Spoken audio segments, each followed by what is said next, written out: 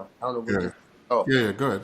so when I see an athlete, like an Olympian or somebody, and let's say the world gets on, like Shaquiri Richardson, Oh, yeah. it became like a people are making it black and white thing, a racist thing, and Yeah. that could have been what it is, right? I wasn't getting into that.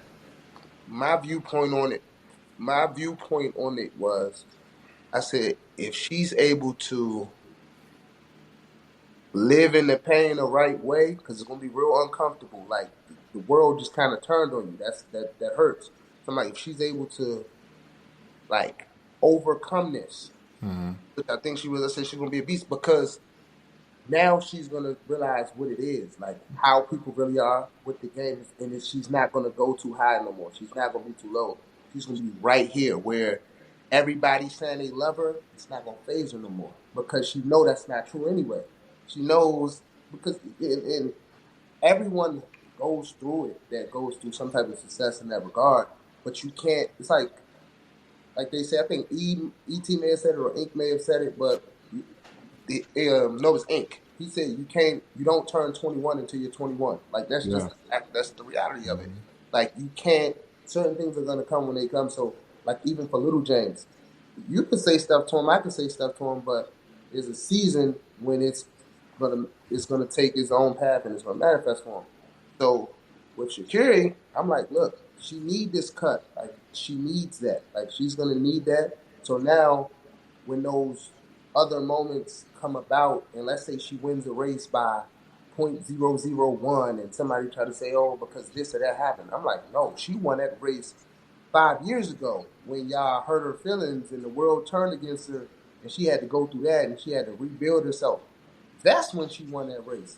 So that's why I usually like if an athlete going through something, or even people in life for that matter, you just gotta like I guess you be there for them a little bit, but you just gotta let them know like you can swim. You're going to swim, and if you swim, if you able to save yourself, you're gonna be a whole different person on the other side of it. Like, they're not gonna be able to stop you. And Shakiri went on a run last year. I think it was last year, right? She went on like a The run. Olympics. Yeah, because Yeah, we were, remember, we were driving down to D.C. that night when all that stuff was going on with her getting removed from the Olympic squad. yeah, And we were talking about the folks around her and the opportunity that, not that she lost, but I guess when you put in perspective, that was just a setup. You know, God has this amazing way of setting you up for something bigger, because isn't it wild that this Olympics she became the poster child of track and field? Like she went from the U.S. committees removing her from the race to this Olympics. She was on every commercial, every interview, because she turned her whole life. She did a complete 180, and that's a God has an amazing way of setting you up for something bigger. you gotta go through the fire. I don't care what it is. You gotta. Ah, I don't know. It's something. It just got personal. You gotta go through the fire, man. No, because that's something I realized in like the last year. Just stuff Oh yeah, I been know. praying about and doing. That was just like you look at what you pray for and the things you want, and Yeah, then you see all the things that's going around, and it makes no sense. But then you kind of sit down and you reflect, and you're like, it actually does make sense. it makes sense. You You like just it can't makes connect sense. the dots real time. You got to connect the dots when you look back. But when you're in it, Oh,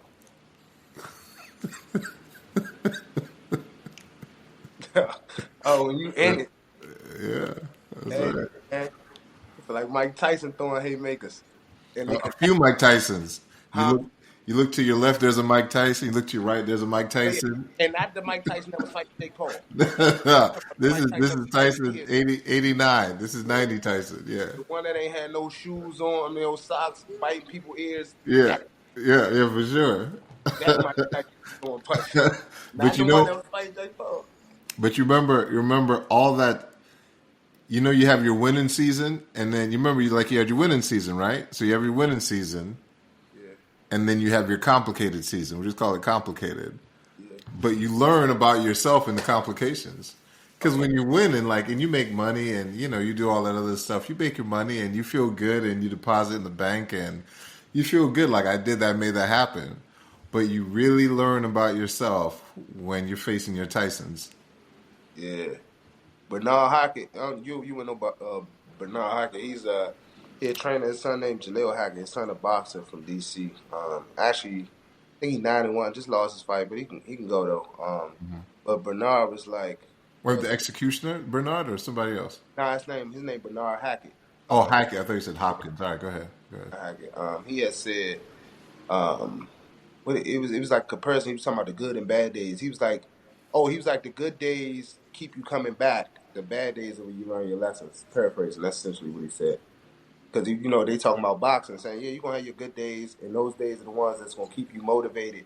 But the bad days is where you really grow. Like those are the days you really grow. The good days is just no, those are days that inspire you. Like, oh, I could do this. But in between those, it's those days where all the lessons come in, and then you got to process those, you got to figure those out, and stuff like that. And then you'll have a good day, and then you're like, oh, okay, yeah. And then it goes the lesson, and you just gotta, and that's where you kind of grow. But like I said, everybody. I can't think of an athlete, a person in general who hasn't just. You can look at Kobe. He lost in '08, I think it was, to the Celtics. Yeah, blew out his Achilles. Like I mean, yeah, they all got. It's the toll you pay. Like Yeah. it's the toll you pay. Everybody's got to pay the toll. Everybody's got to pay the toll. Just don't know the price you're gonna pay. You just gotta know how much the toll is. Matt, like if you drive up to a toll, it's like $4, $5. Yeah. Life's toll, you drive up, it's a question mark. And you show up there, you're like I'm $2,000. It's like. And look, if you want to keep that analogy going on, Yeah. you can put in your GPS where you want to go. It don't tell you the time. It Yeah, don't tell you how many detours. It don't tell you if there's yeah, something man. on a roadblock ahead. It don't tell you that bridge collapsed. You gotta go back. It don't tell Yeah, you're right. tolls. It don't tell you Easy Pass don't work, so you gonna get a letter in the mail. It don't tell you none of that. And we know about those letters. It don't tell you none of that. But here's the thing. Yeah, I tell somebody to just go though, because you gotta get. I think you get to the point where I think the best thing you could do is just be so blind and ignorant into going into something sometimes that you get so far that you can't turn back. Like I think that's the best. Like that's probably the best spot to be in, because like all of the stuff you see doesn't look like you about to hit that goal, but you didn't came too far anyway. you're in it now. Be like, well, if I'm gonna lose right now, I'd rather lose in the end and then be like, man, I tried. Then to be like, I went this far and then I turned back around. So sometimes you just gotta jump in and be like, just keep swinging, swinging, swinging until the moment you're like, man, I don't know if I want to do this. But then you look back at how far you came and you're like, "Ah, that's too far though. You're like, I might as well just keep going at this point." So yeah, Man, I was working with somebody in the business, right? And they did something bad. And I remember getting a call that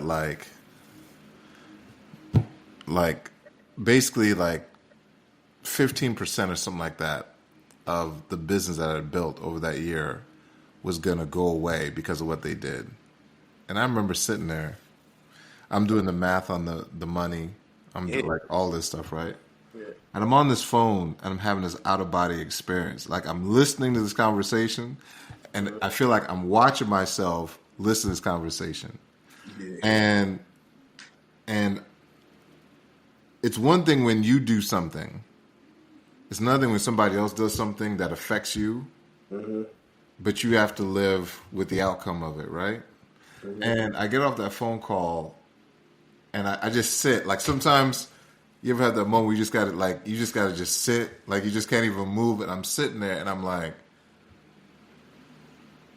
what am I gonna do? And I'm like, there's nothing to do. Like when you realize that I just gotta do it, like I just gotta go. Like I remember sitting in that chair thinking, I don't even have time to think about this right now. Because I've got to go replace and build upon what was just lost. Like I got to go, first I got to go get that back. And then I got to go build upon it. And me sitting in this chair right now is not going to accomplish anything. yeah. And it was like Tyson. But you know what's crazy?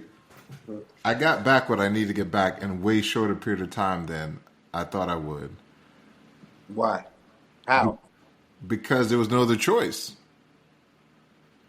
Like financially, it was gonna be okay, but I just couldn't take an L like that, you know? Like I couldn't watch part of what I worked so hard for Hmm. to see it be gone and then not know when it's coming back. Cuz that's like, in other words, something that took years to do.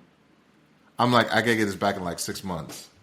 But it took like 3 years to do it. I did in like 8 months.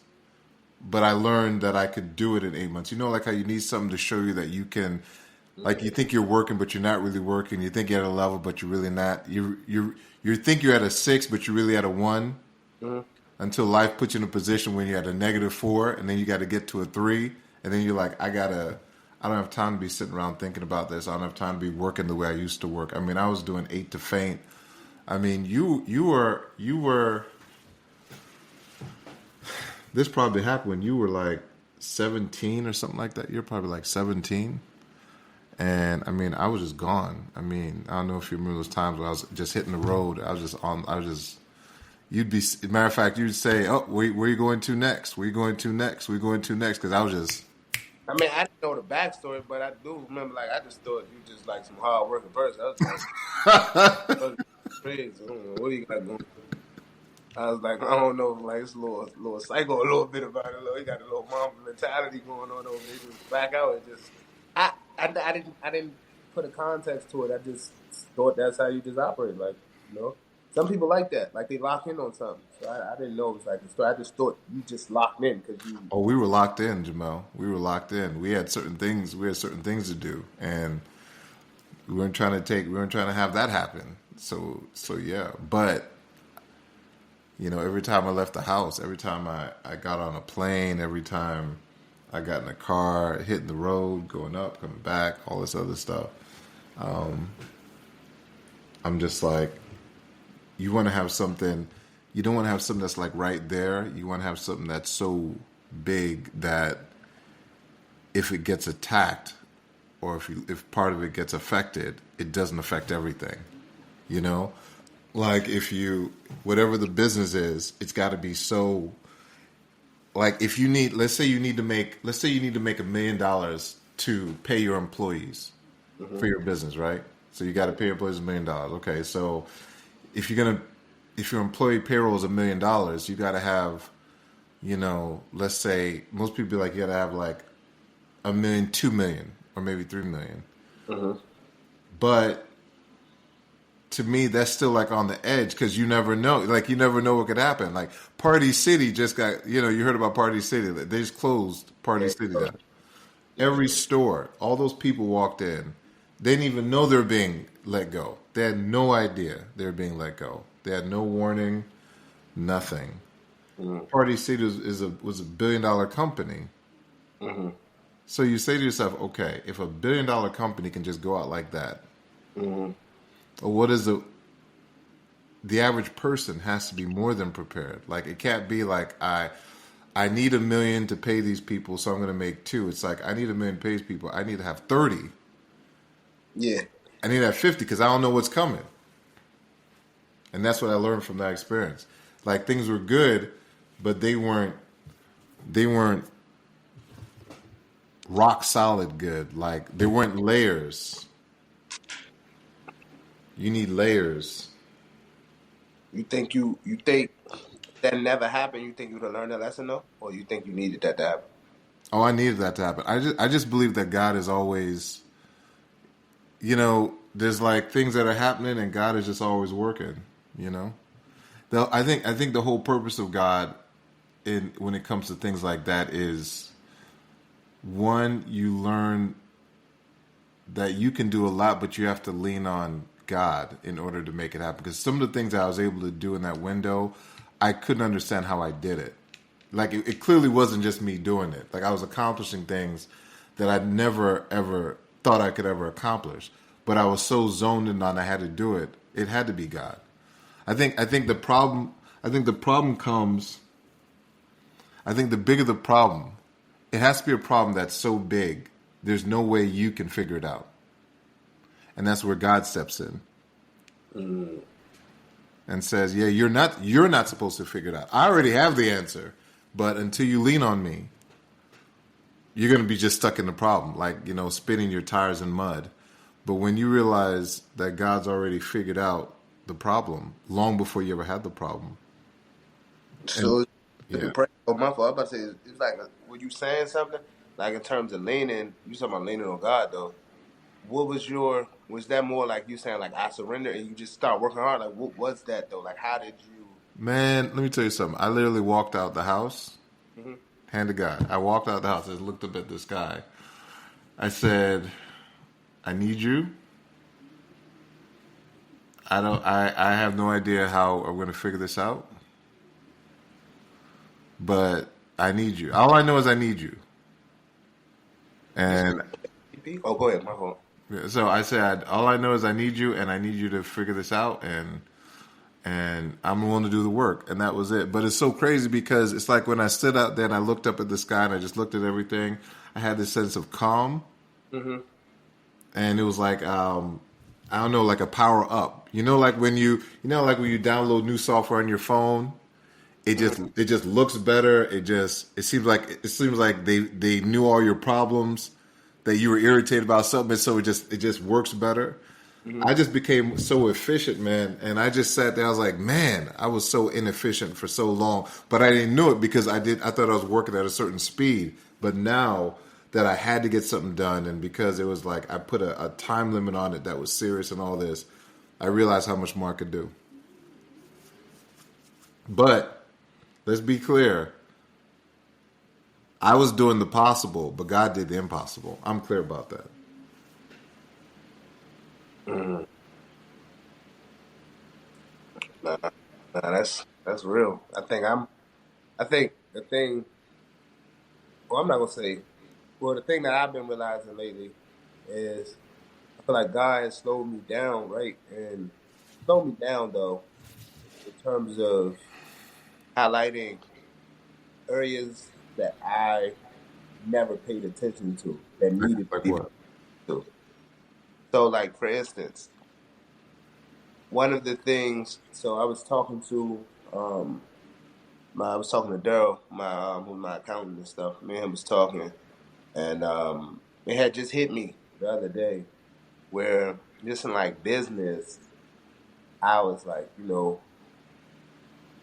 like I go for it. I'm like I go for it, but what I never thought about was, yeah, you're like, boom, you're gonna punch your fist through the wall, you keep your head down, and you're gonna go for it. I said, however, there's times when you could have got there much faster or quicker or just better all overall if this person did that person did this part, that person did this part, or you brought this person for this part. And what I realized for me was I didn't actually do that. So it caused a lot of like gaps, unnecessary. Well, I ain't gonna say unnecessary because I think everything happens for a reason. Because of course, if these are the things that, let's say you ask for, say, hey God, I want to make $100 million in real estate or something like that. He knows what you need to do to make $100 million in real estate. Right. You don't necessarily know what you need to do. So what I mean is, it felt like he put a mirror in front of me and then I started to see like all of the flaws of like just certain things that I was like, you have to work on that. Where it wasn't necessarily a lot of it, for some people, you have to work on like some people don't work hard enough. Like they just don't work hard enough. Where for me that wasn't a problem. It wasn't like it was like, nah, it ain't that you don't work hard enough. It's that this little thing over here that you're not paying attention to, that a little thing that you don't care about, that's a big thing. And here's why it's a big thing because it's little right there. But when I really paid attention to it, I was like, yeah, that thing right there showed up in your life right here. It showed up in your life right there. It showed up in your life right there. So it was little over here, and you weren't paying attention. But when I looked at something else, I was like, oh, that's that same trait. Oh, that's the same trait. Oh man. Oh, that's the same trait. And then you start to pay attention now. Like I start paying attention. I said, okay. And then you look at the next thing that you need to work on. And then some of it is so it's it's not necessarily difficult, but it's like you're so shackled up almost because you've done certain things a certain way for so long. So it could be even something as simple as, let's say, someone who's always like they do everything by themselves, right? They do everything. They don't tag nobody in. For somebody, it's like simple, like, hey, just ask James to do this. But for that person, that may feel like a mountain.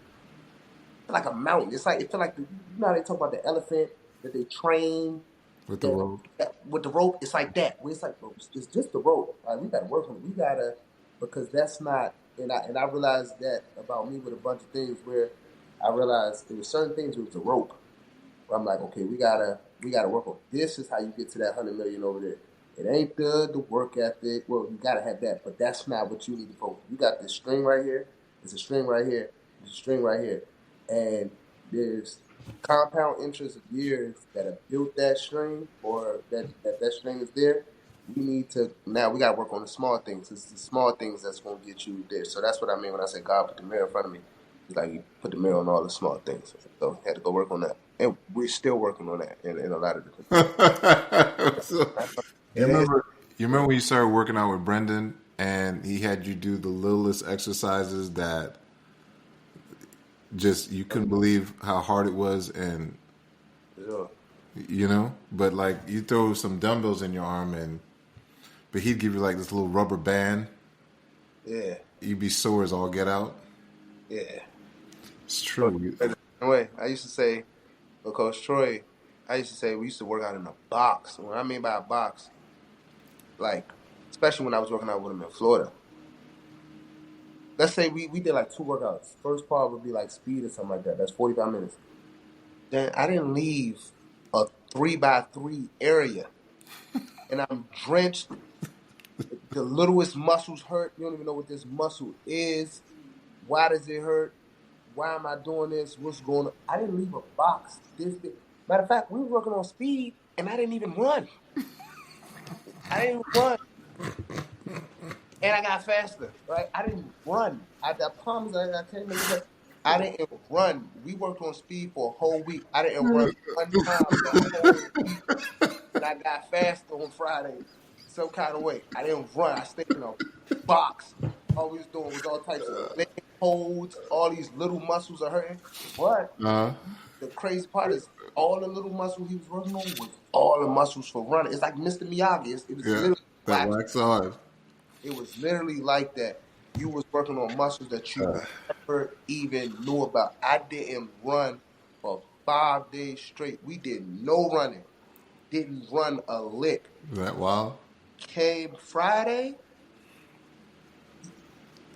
I don't know if this ever happened to you before, but if you get faster, you feel it because it's like your body isn't used to it yet. So you can't. It's like you moving faster than you normally. Like you could feel that you Right. moving. You're like, oh, I'm moving. Yeah. I didn't run, but you was like, and I was joking with Coach Troy about that. I was like, man, I ain't leave a box this whole week. How I get faster? And he started laughing because that's really how it was. Like you was in this little box, then moved the entire week, and you got fast by the end of that week, man. Shout out to Jason Demers. He was a hockey player. Smoked him. We raised the smoke. So imagine if Coach Troy is doing that, imagine what God's doing inside that box. There we go.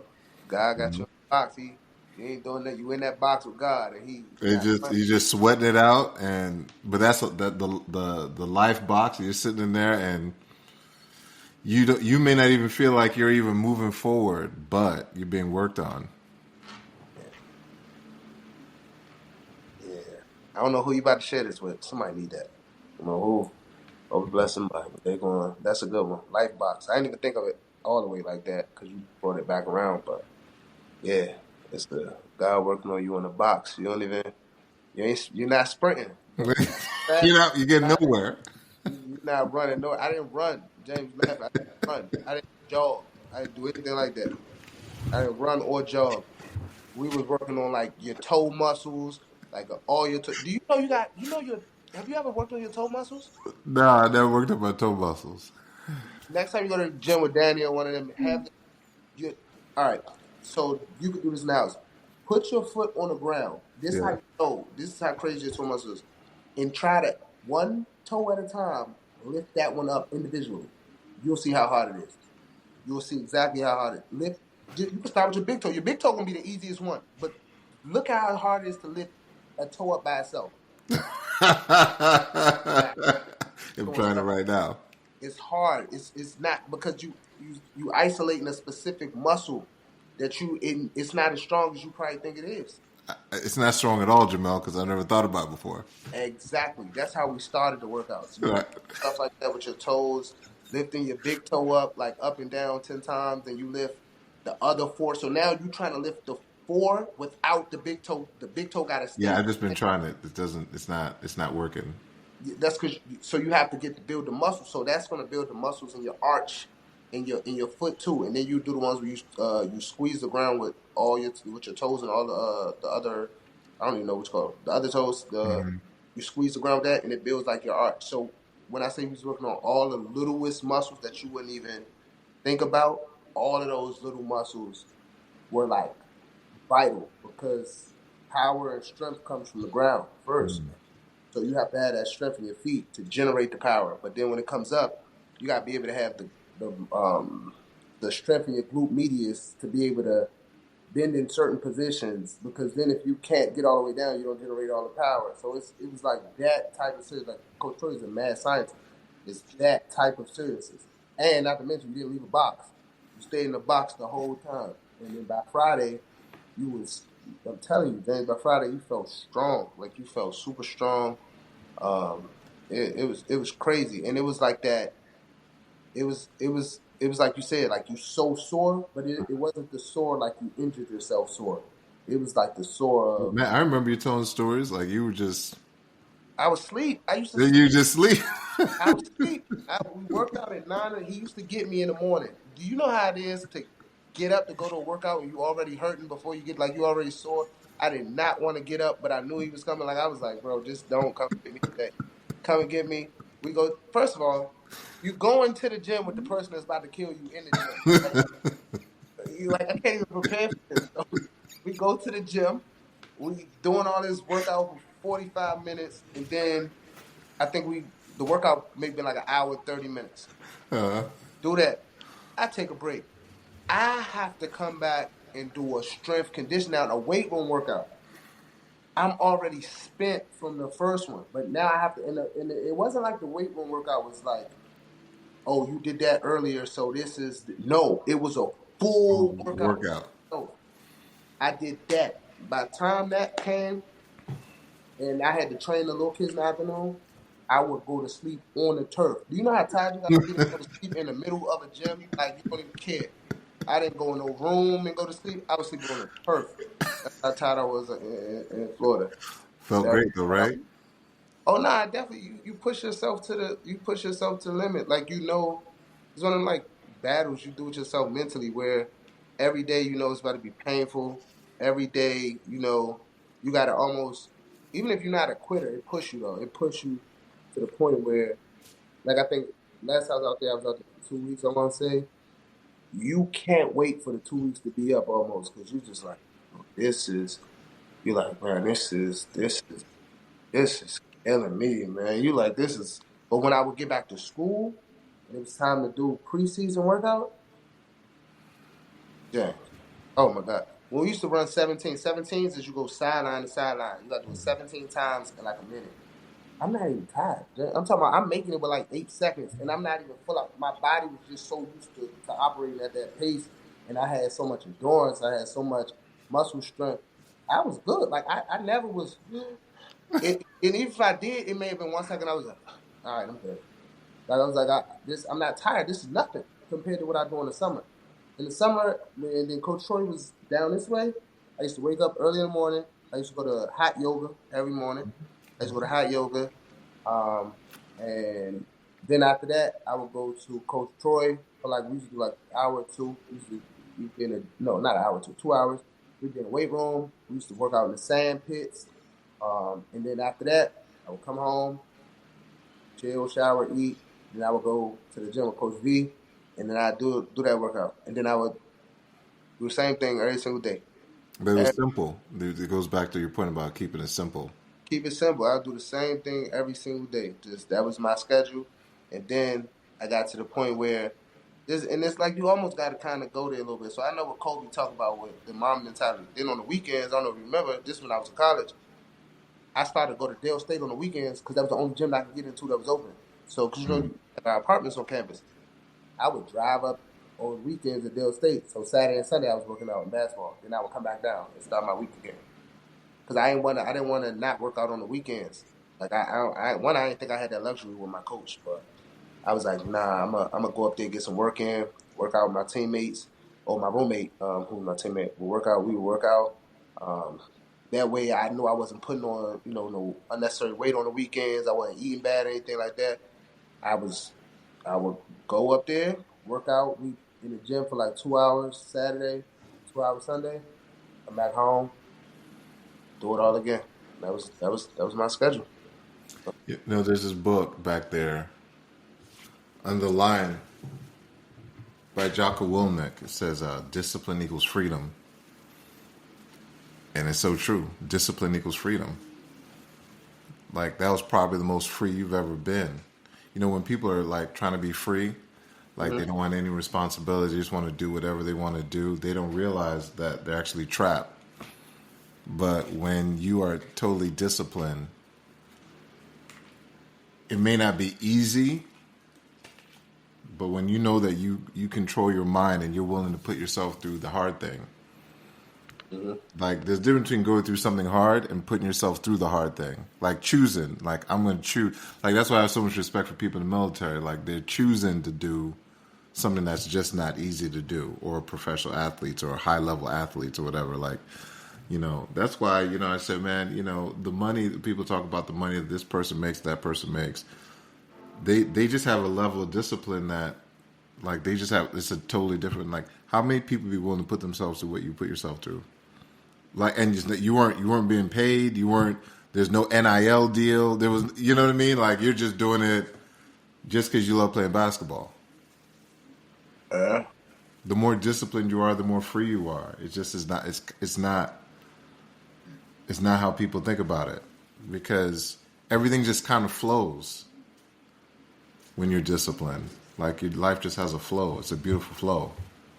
Like if I don't work out, if I don't do something physical, you just start to look at yourself weird. You know what I mean? Like you just don't feel good about yourself. You should be doing something, but you're not doing it, and there's all that stuff, and you're like trapped in your thoughts. But when you do what you know you have to do, even though you don't want to do it, you feel free.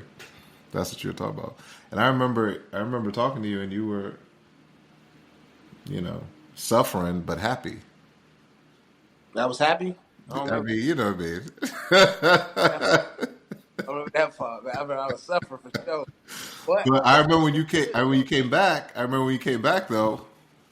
It made sense when I remember senior night hit me because I think my mom came up with the kids to Yeah. was saying, and it hit me all in that moment what it was for. Like because I couldn't wrap my head around it. Like it was almost like you.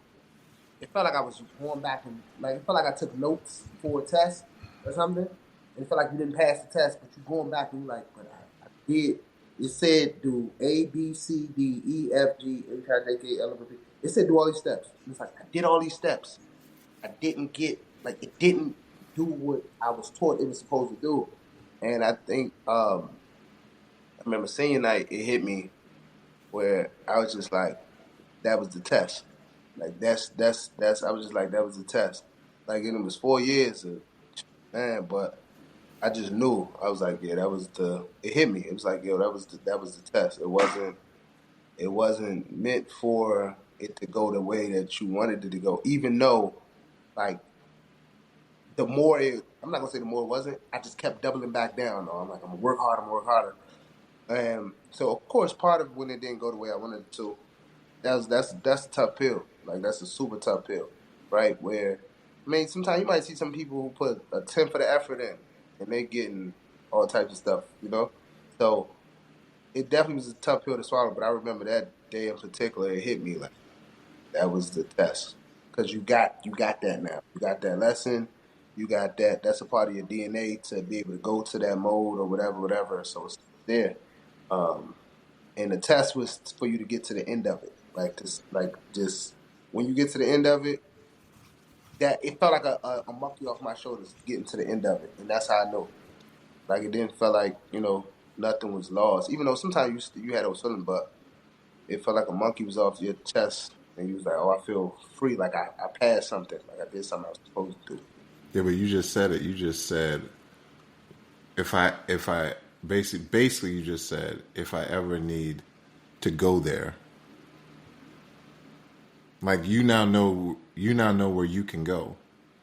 Yeah, it's a You know part what of. I mean? Right? Like whether it's real estate, whether it's just life, like, just whatever. Like you know where you can go. You know how far you can go. Yeah, Because you've pushed yourself to, and that's why isn't it interesting that so many really successful CEOs are like great athletes, and yeah, because they know how far they know they're going to push themselves beyond the next person. They already know that, like, they know there's no way you can hang with me long. You may be running with me right now for like the first 2 miles, but I'm not going to see you at mile 30. yeah. I'm not seeing you at mile. I'm not probably not going to see you at mile 10.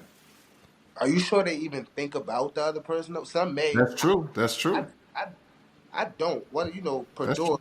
That's one of my mentors. Ever say so. Perdue. I remember one time he asked me. I can't remember how he asked me, so I'll just say paraphrasing. It was pretty much asked me about like kind of my mentality, and I never thought about it, but it went back to all of those moments where I'm like, bro, I only know one way. I'm like, I only know one way, and the way I know is to just go crazy about the thing, just to upset. You remember that I used to Oh sleep yeah. basketball in the bed, Yeah. like, Oh, I remember. right, like I only know like You were. I don't know what you were. my mind is wired like that. It's like 100%. no one way. 100%. I know who my mom is, so like I only know one way to Yeah. go. Or even when I attack real estate, to your point, I literally just think, all right, I'm willing to go further than anybody. That's just how I am. Like point I take it to basketball. I remember this happened. This is before. So this is after like the coach had cut me or whatever. My freshman year at Dell State.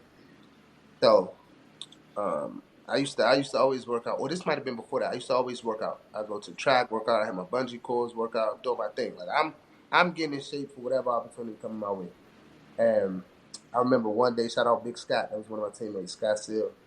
He came out there. He was getting extra work in. It's nighttime, and it's the fall, so the weather's nice. And I remember I finished my workout, and he started his, and he ran a lap. He didn't even know I had seen him. He once he ran the bleachers, I started running the bleachers. He not even know it because a lot of people said I didn't stop until he finished his workout. So I was already done my original workout. But when I seen him come out there and work out, my mind just went into that mode where I'm like, I have to get an advantage. Like to me, it just how it was wired. I was like, I gotta get my advantage.